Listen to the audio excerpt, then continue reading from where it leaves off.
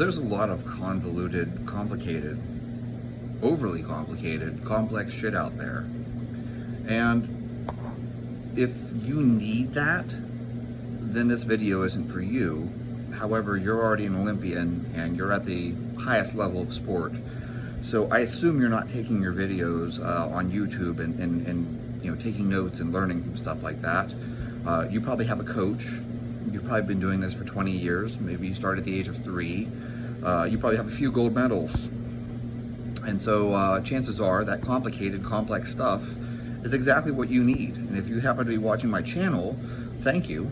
However, this video is not going to apply to you. Now, for the rest of us, all of us mortals, that overly complicated stuff, it's great.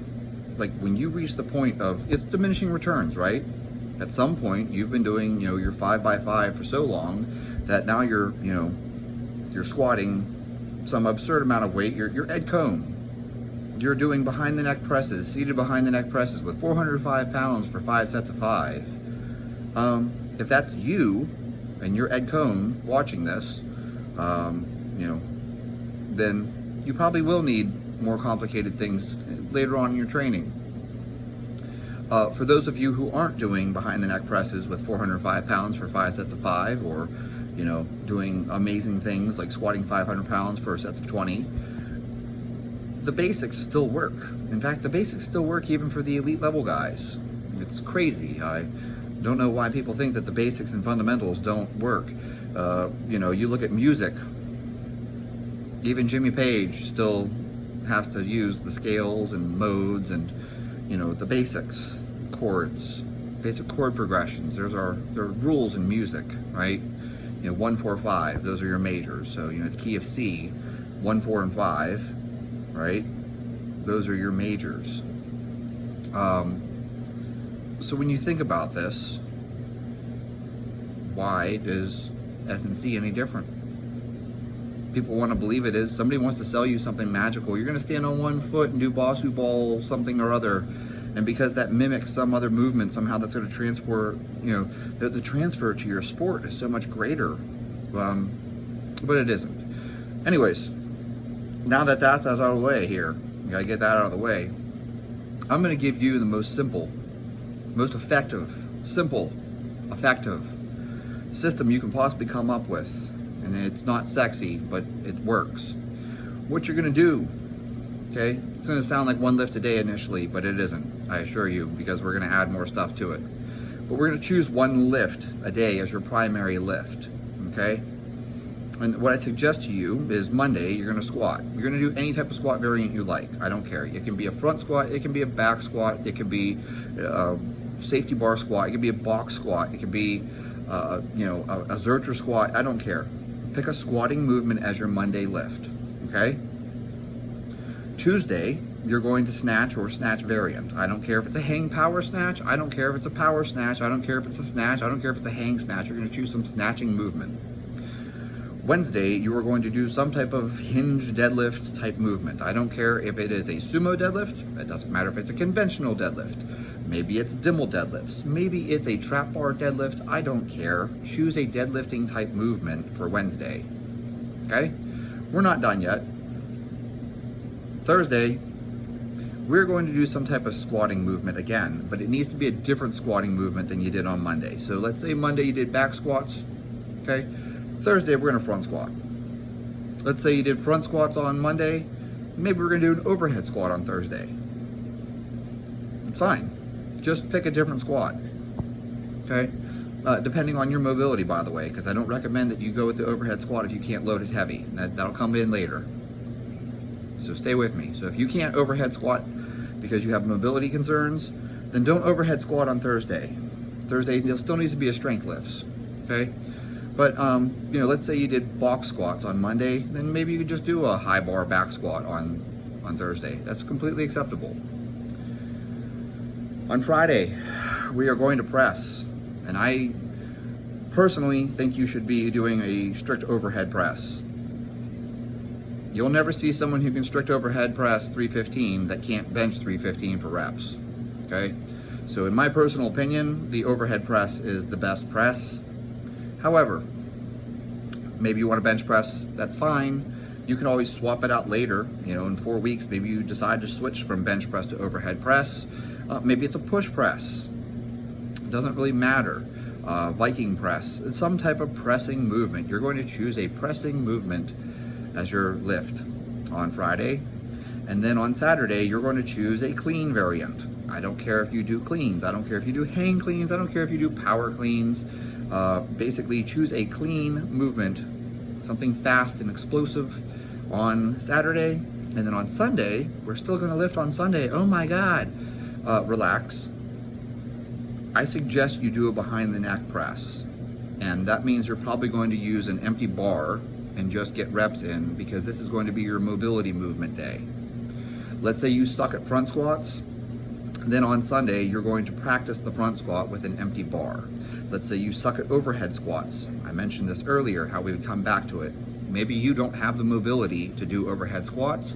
So on Sunday, you're going to practice your overhead squat. You can use a broomstick, you can use an empty barbell, but you're not going to go heavy on Sunday.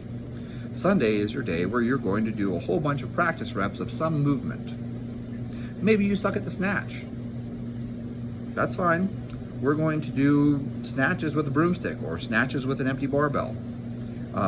It is up to you. Sunday is kind of your accessory day, but I don't like to think of it as an accessory day. It's really more of it's a mobility, but also practice day. So you suck at overhead squats, practice the overhead squat with an empty bar. You suck at front squats, practice the front squat with an empty bar.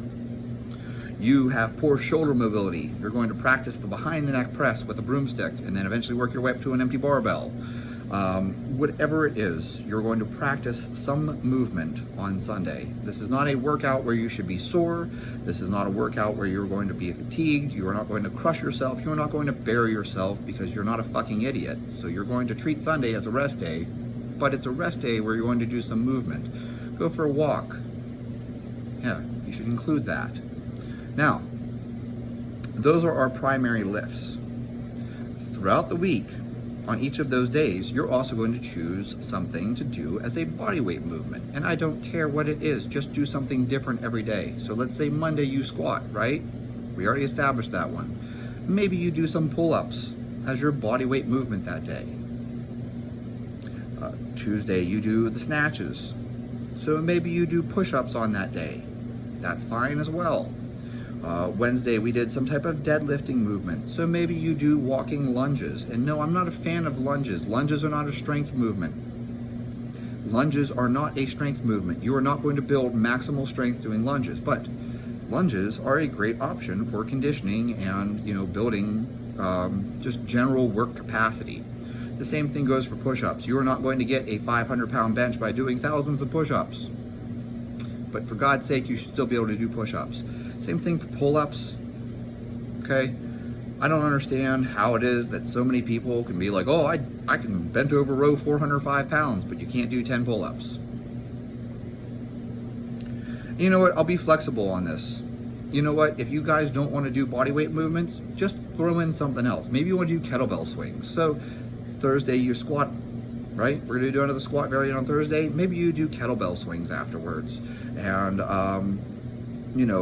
on Friday, we're doing the press, so, maybe you do hanging leg raises, okay? That's fine. That's a completely acceptable movement, doing hanging leg raises. Maybe you whatever the fuck you want to do, choose a bodyweight movement or some type of high rep thing like a kettlebell swing, something else in there, okay? I think a kettlebell swing is actually an okay thing. I agree with Rip. Rip is correct. I agree with Rip because Rip is correct. Kettlebells are not useful for developing maximal strength. That's true. To develop maximal strength, you need to use maximal weights.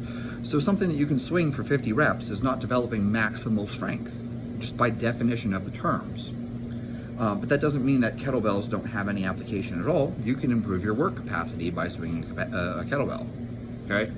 Whatever it is you want to do, just do those things. Do some type of med ball circuit. Okay, that's fine too. You can throw the med ball, you can whatever. You see how we're building on this? So you have a primary lift, then you have this secondary thing where you're doing something reppy. Whether it's, 5 sets of 20 push-ups or it's, 5 sets of 10 pull-ups, or 3 sets of 50 kettlebell swing, whatever it is, you're going to choose something reppy, okay? And then as your last thing you're going to do, okay, on each of those days, and I don't care what you pick, I don't even care if it's the same thing every damn day, if you don't mind doing the same thing, you're going to do something like a farmer walk, like pick up 2 50-pound dumbbells and carry it for 5 minutes, or you're going to push a sled back and forth. So you're going to push the sled and then drag it back, and push the sled and drag it back, and push the sled and drag it back 3 times. That's enough. You don't have to keep going until you're fried. You don't have to keep going until you're laying on the ground in a puddle of sweat. The goal isn't to be fatigued and tired. The goal is to do some work, get that work done, make sure it's high quality work. Maybe run hill sprints. 3 to 5 times is enough. You don't need to do, I'm going to do 20 hill sprints, with 1 minute rest between them and go until I can barely make it up the hill. Fuck that. Don't do that.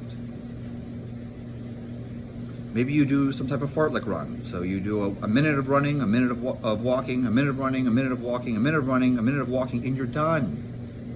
You don't need to keep going for 40 fucking minutes until you're fried, okay?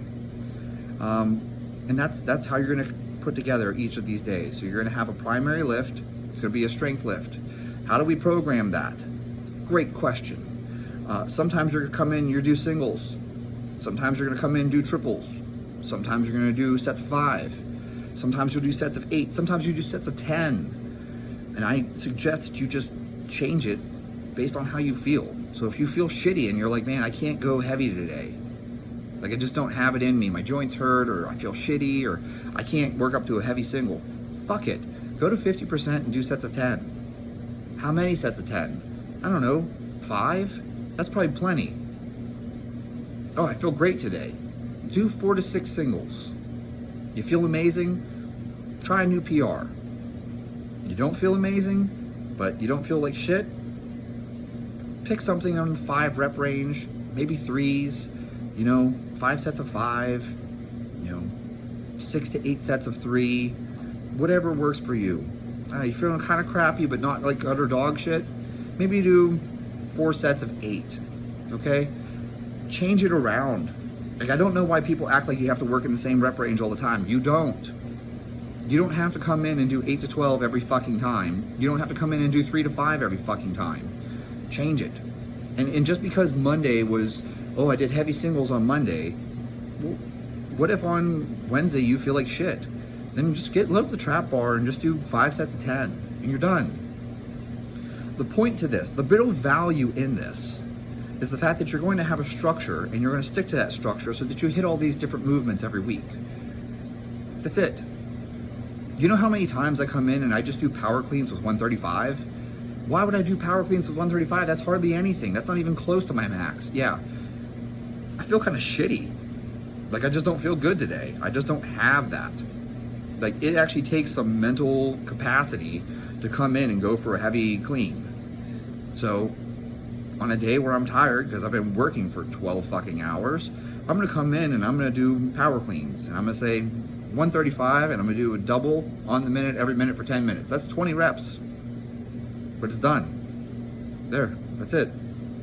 20-minute workout. And then after I finish that, I'll do, a few sets of push-ups, and then maybe I'll push the sled for 5 or 6 minutes, and I'm done. That's it. That's the whole fucking workout.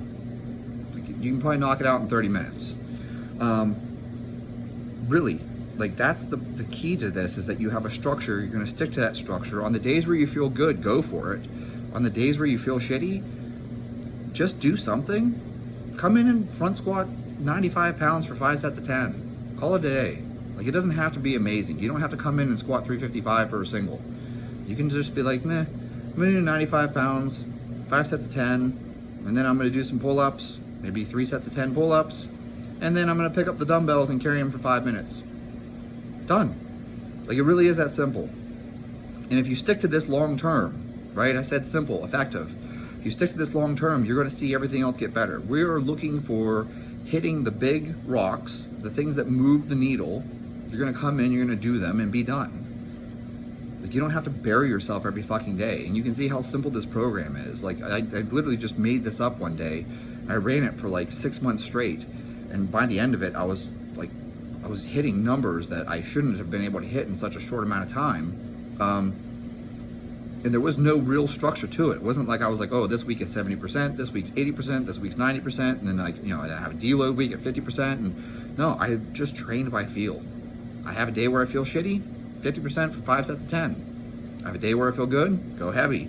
I have a day where I feel normal, maybe do triples at 80%, 8 triples at 80%. Like, there's no magic to this other than the fact that I came in and did work every fucking day. And then, of course, you know, like I said, Sunday is your rest day, okay?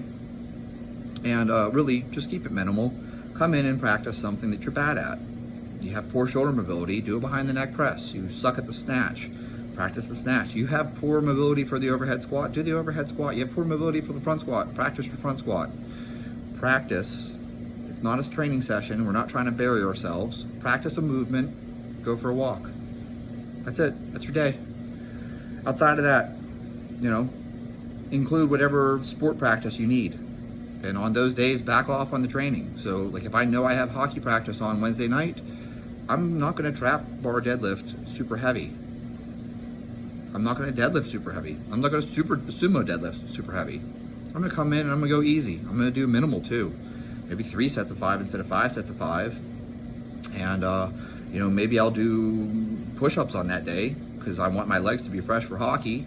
And, you know, maybe instead of doing hill sprints, I just push the sled, I walk the sled back and forth. I do a sled walk, right? I do some type of sled drag where I'm walking and really making sure I pull it with my glutes. And just prime the nervous system, get ready, and then I go to hockey practice. It's that simple. Like, you don't have to kill yourself in every single session. If you keep putting pennies in the bank, they add up. And that's what I have for you guys. It's as simple as I can possibly make it. There you have it.